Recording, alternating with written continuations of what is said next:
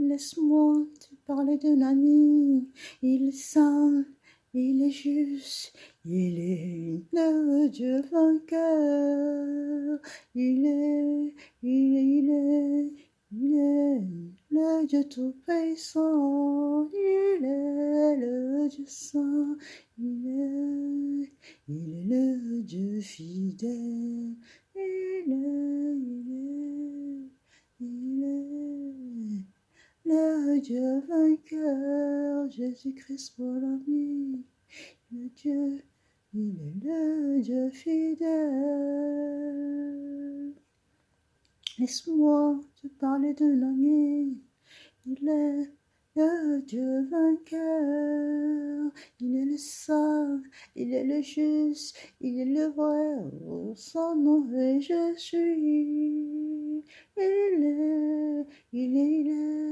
Il est le Dieu vainqueur, il est le Dieu sauveur, le Dieu tout-puissant, le tout-suffisant, il est le Dieu vainqueur. Alléluia. Shalom bien-aimés, shalom.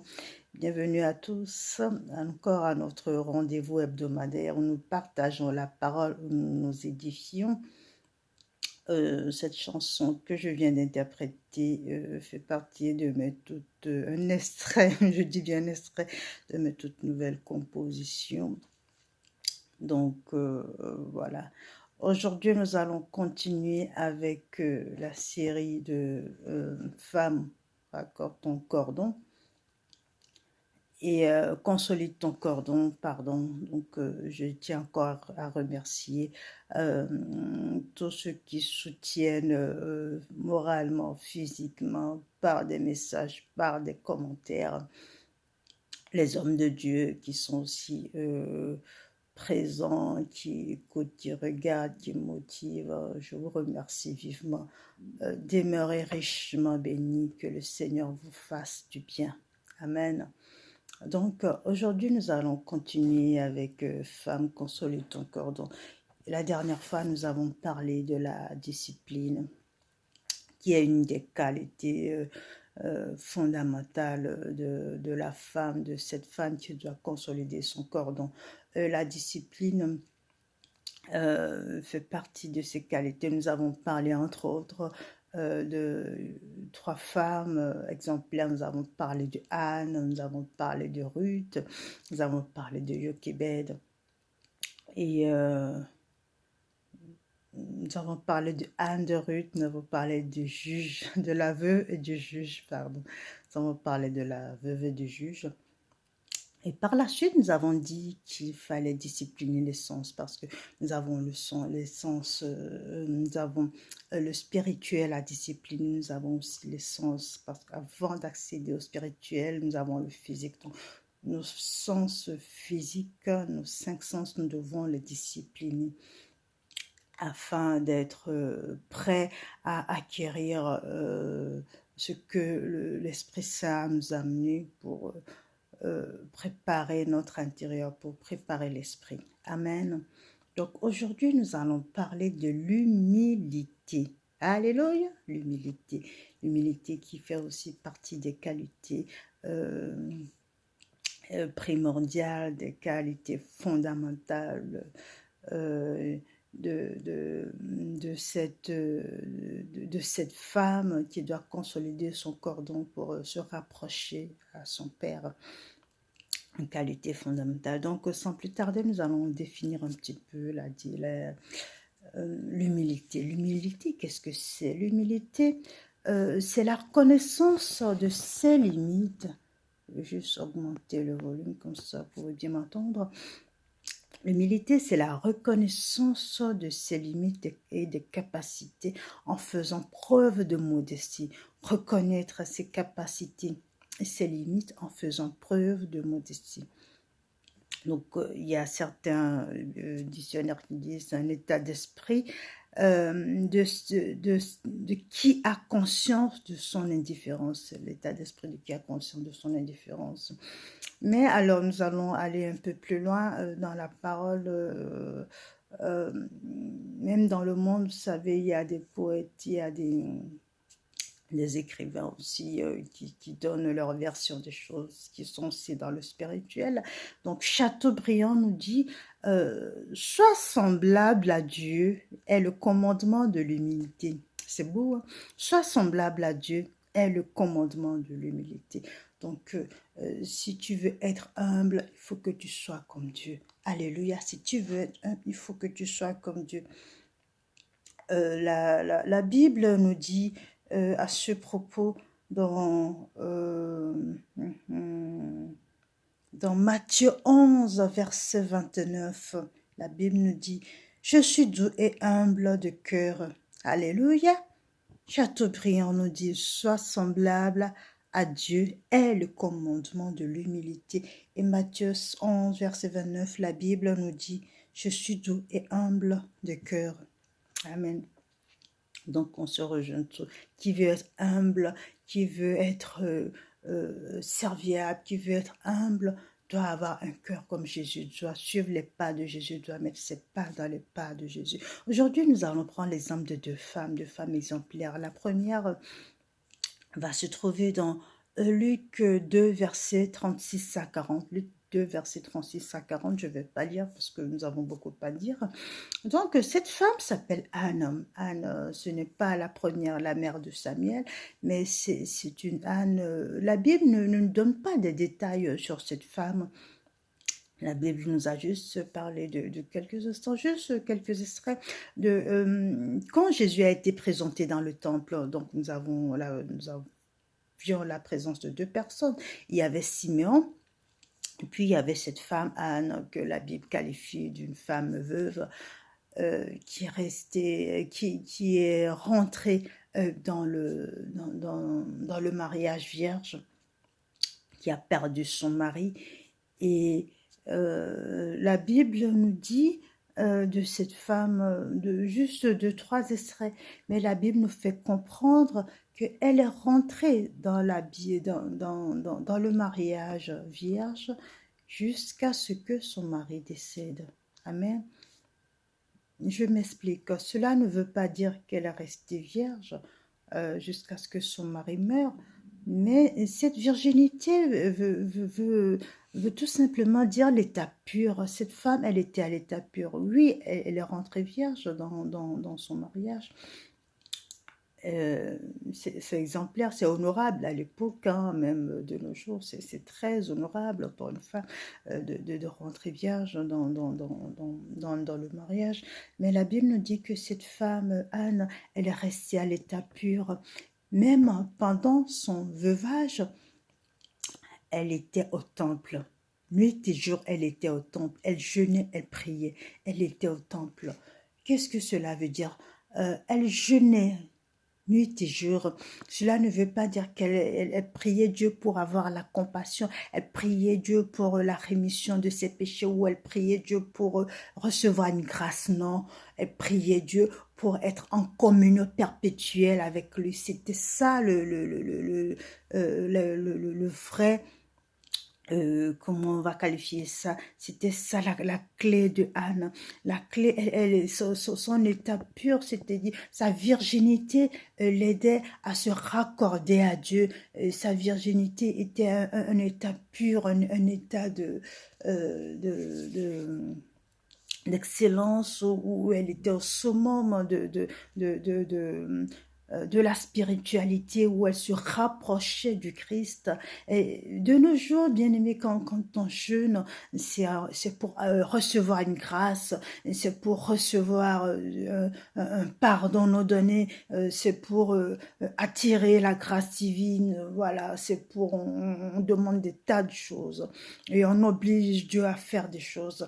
Mais Anne, quand elle jeûnait, en fait, c'est ça qu'on devrait faire quand on jeûne, c'est en fait pour se rapprocher de Dieu, pour bien l'écouter, pour rétablir cette communion, pour être en perpétuelle communion avec. Et c'est ce que Anne, elle faisait à l'époque.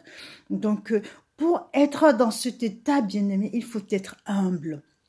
Il n'y a que l'humilité qui puisse t'aider à te rapprocher de ton Dieu, à être près de ton Dieu, à l'écouter, à être en jeûne perpétuel, en prière perpétuelle. Elle écoutait parce que voilà, elle avait cet état de pureté, cet état de virginité qui induisait forcément l'humilité. L'humilité, elle était humble, elle était soumise à l'autorité de son Dieu et elle écoutait.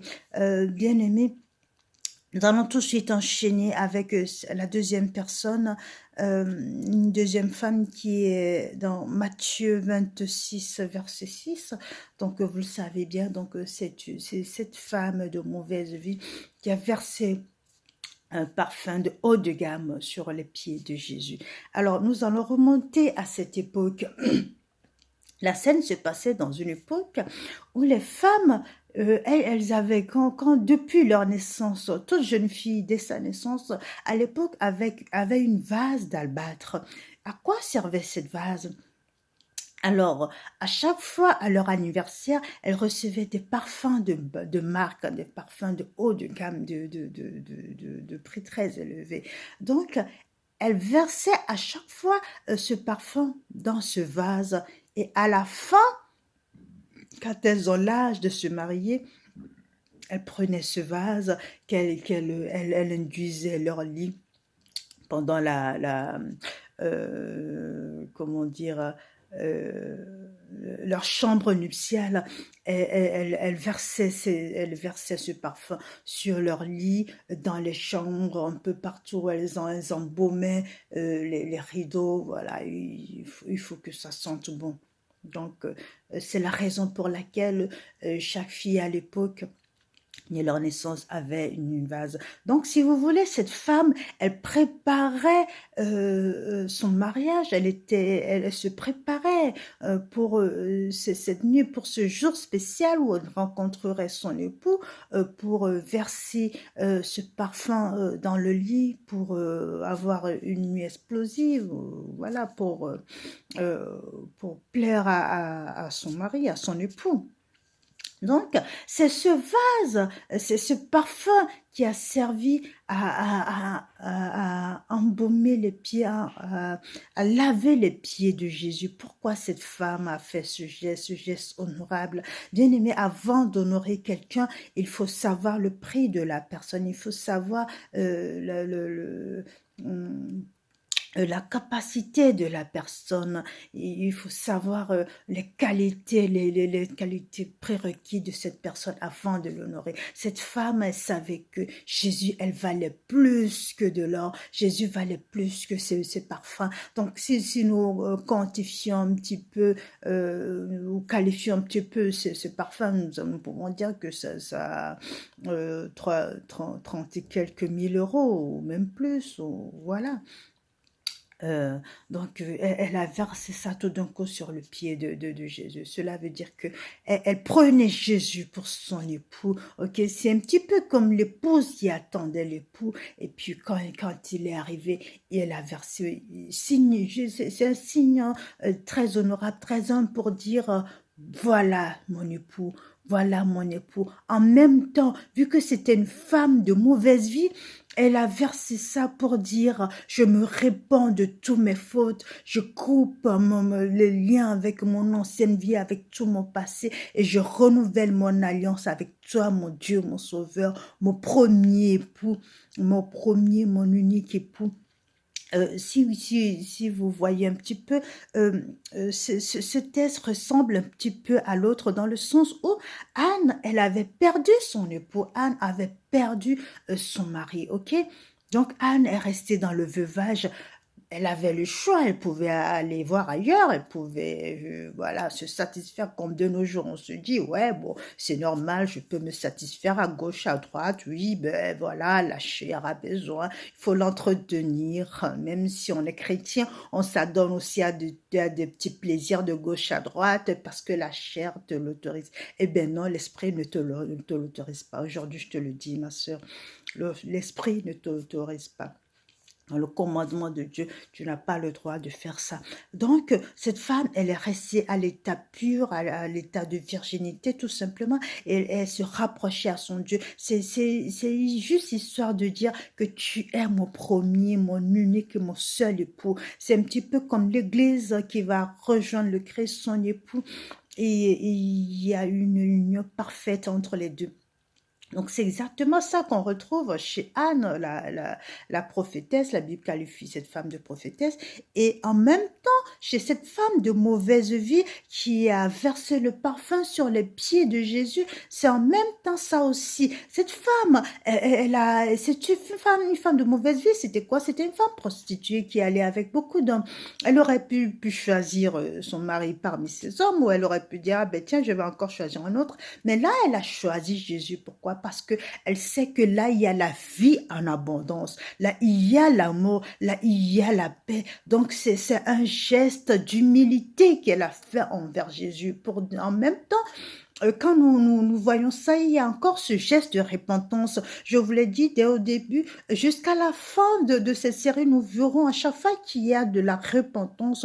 Pour se rapprocher de ton Dieu, il faut une vraie repentance de cœur. Là, non seulement elle a versé ce parfum de haut de gamme, mais elle a aussi versé des larmes de ses yeux sur les pieds de Jésus. Elle a baisé les pieds de Jésus, en même temps elle a versé les pieds. C'est pour dire, je m'humilie, je me rabaisse, je me fais tout petit devant toi, et en même temps je te donne mes problèmes, je te donne mes souffrances, et par ce geste je viens couper avec cette ancienne vie et je renouvelle mon alliance avec toi, je restaure mon alliance avec toi.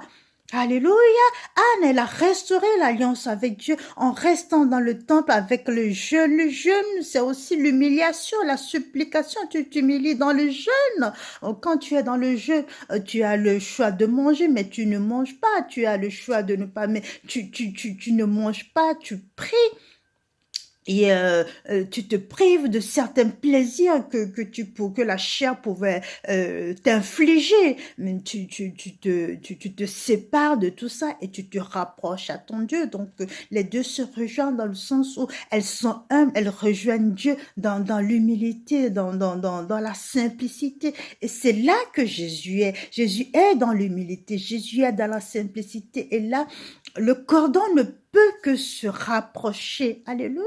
Le cordon ne peut que se rapprocher, se consolider. Là, tu peux être sûr, si ton cordon a été coupé par je ne sais quoi, tes mauvais comportements, tes mauvais caractères, si ton cordon a été coupé, si tu t'humilies comme ça, par le jeûne, par l'humiliation, par la souffrance, là, la Bible nous dit, voilà, elle a versé ça, donc elle s'est soumise à l'autorité de Dieu, donc elle ne peut avoir que la grâce divine. Donc là, je peux vous assurer que cette grâce, ça ne coule pas que sur elle, mais ça coule encore sur toute la famille. Cette femme, avec ce geste, vient de sauver toute la famille jusqu'à même plus de la 4e génération.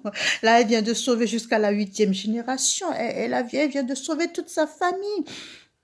Bien-aimé, la Bible nous dit dans Matthieu 18, verset 4, « Quiconque se rendra humble comme ce petit enfant sera le plus grand dans le royaume des cieux. » Quiconque sera humble comme ce petit enfant sera le plus grand dans le royaume des cieux. Bien-aimé, ayons un cœur d'enfant, soyons humbles, ayons un cœur d'enfant. L'humilité signifie aussi la soumission. Tu ne peux pas, cela veut dire l'un entraîne l'autre. Tu ne peux pas être humble sans être soumis. L'humilité entraîne la soumission. L'humilité, la soumission, c'est se soumettre à l'autorité de quelque chose, de quelqu'un. Bien-aimé, ici je vais ouvrir une parenthèse pour mes sœurs. Quand tu es humble, tu es soumis. La Bible nous dit, femmes, soyez soumises à vos maris. J'ouvre une petite parenthèse parce que cette soumission prête à confondre, ok? Ça prête à confusion. Parce que la plupart de nos femmes, quand on dit sois soumis à ton mari, c'est comme voilà, je me laisse aller, le mari vient, il peut marcher sur moi, il peut cracher sur moi. Je dis oui, amen, c'est très bien, je suis soumise. Non, la soumission ne veut pas dire être idiote.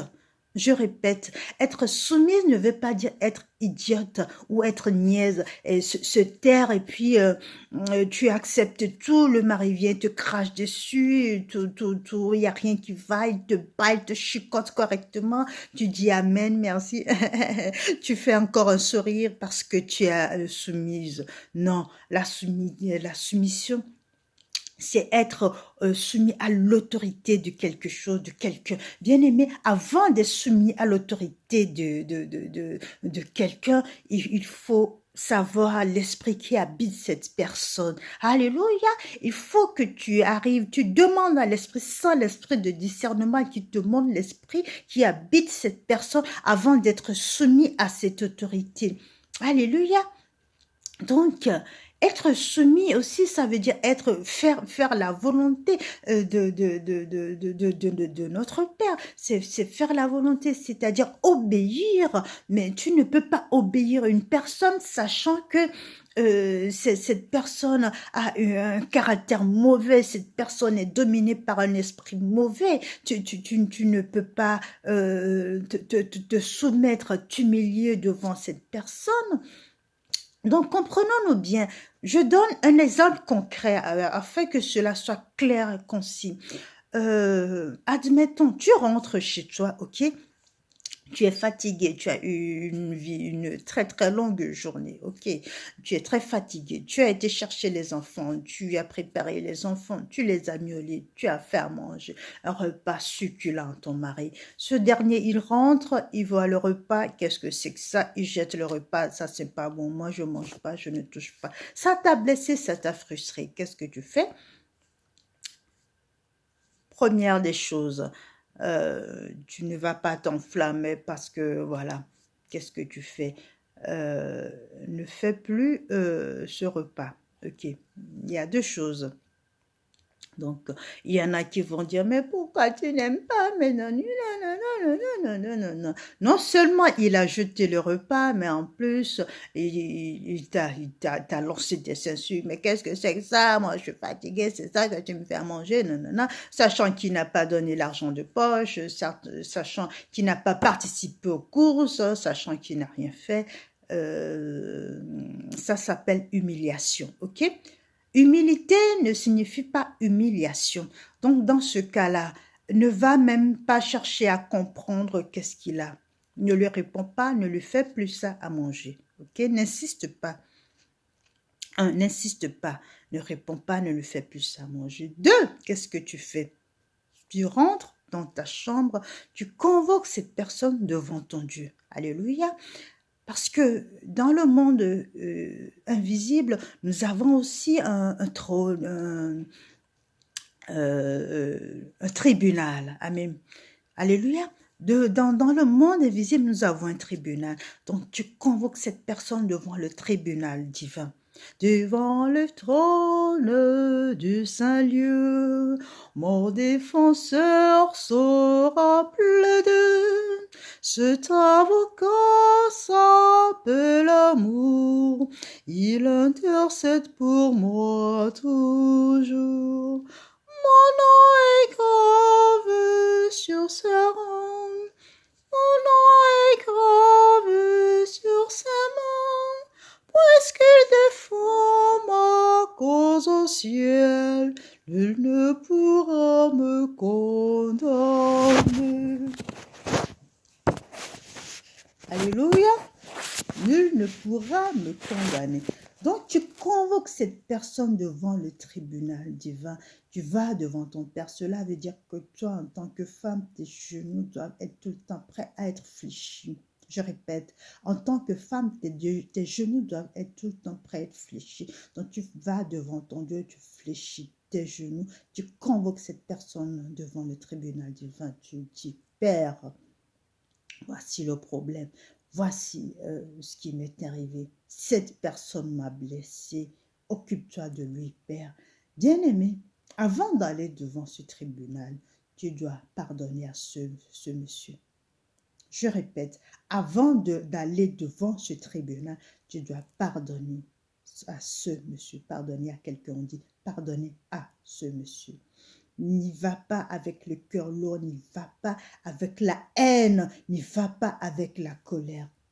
Pardonne-lui et va tranquillement devant ton Dieu. Mais quand tu y vas devant ce tribunal, ne va pas donner des conseils à Dieu. C'est un Dieu, c'est ce qu'il fait. C'est à lui que revient le dernier mot, c'est à lui que revient la parole, c'est à lui de prendre ses propres décisions. Tu n'as rien à lui dire. Ne va pas lui dire, hé Dieu, tu as fait ça, hé Dieu, chicote-le, hé Dieu, frappe-le, hé Dieu, punis-le. Tu n'as rien à dire devant ton Dieu. Va, expose-lui le problème. Père, me voici devant toi, le cœur lourd, le cœur triste, le cœur meurtri. J'ai été humilié. Voici le cas. Tu exposes le problème. Père, occupe-toi de lui. Tu t'en vas, terminé. Demain, tu verras, cette même personne viendra vers toi. Tu sais, hier, voilà, j'étais pas bien, excuse-moi. Ou alors, mais tu sais, aujourd'hui, je ferai les courses, moi, je prendrai une partie. Je vais t'aider, voilà. C'est comme ça que tu dois réagir. Tu ne peux pas soumettre à l'esprit malin qui est devant, qui est à l'esprit malin qui est dans quelqu'un. Quand tu te soumets, tu te soumets à quelque chose, tu te soumets à une autorité, ok? L'autorité, ça peut être physique et spirituelle. Nous ne voyons que l'autorité physique. Ah, il est grand, c'est mon chef. Ah, il a dit ça, je fais oui. Non, c'est pas parce que c'est ton chef, il a dit ça, tu dis oui.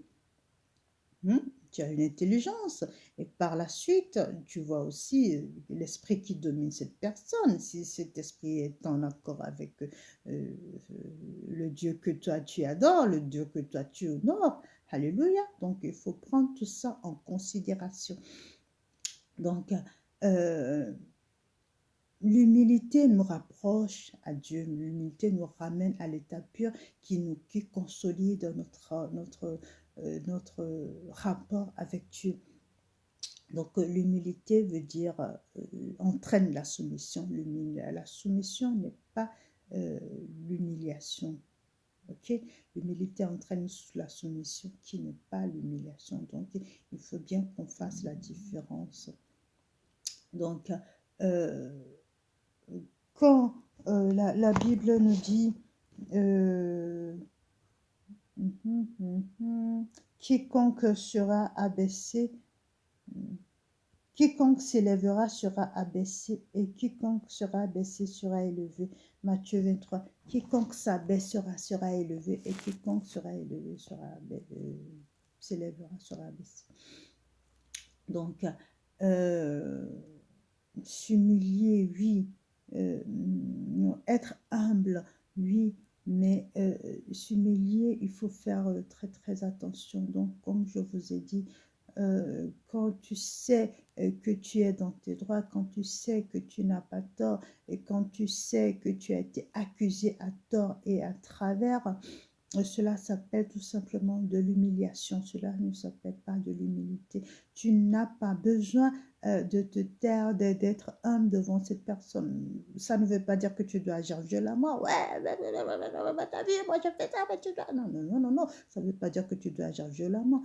Mais cela veut dire tout simplement que toi, tu as un tribunal. Aujourd'hui, il y a peut-être bon nombre qui ne le savent pas. Aujourd'hui, je viens t'annoncer une très bonne nouvelle. Tu as un tribunal qui est là en permanence, 24 heures sur 24. Toi, dans ta chambre, tu rentres dans ton intimité et tu convoques ce tribunal et tu exposes ton problème et tu y vas. Cela ne veut pas dire que tu prends des décisions et alors il y en a qui vont dire ouais bah, le tribunal, bon alors Dieu m'a dit non, Dieu te dira rien. De toute façon tu vas être sûrement énervé, même si tu me dis je lui ai pardonné, tu vas être énervé. Donc il n'y a pas de décision à prendre dans ce cas. Tu rentres dans ta chambre, tu convoques Dieu, tu lui poses le problème et tu te tais, tu laisses faire. C'est ça l'humilité. C'est quand tu exposes le problème à Dieu dans l'intimité, au tribunal céleste. C'est ça l'humilité. Tu te tais Et même si par la suite, cette personne revient après toi et te chamaille, te crie dessus et te crache dessus, ne dis rien parce que toi, tu sais que tu as un défenseur qui a déjà euh, accompli quelque chose pour toi, qui t'a déjà défendu, qui a déjà versé ton sang pour te sauver. Alléluia, ferme les yeux un instant, nous allons prier.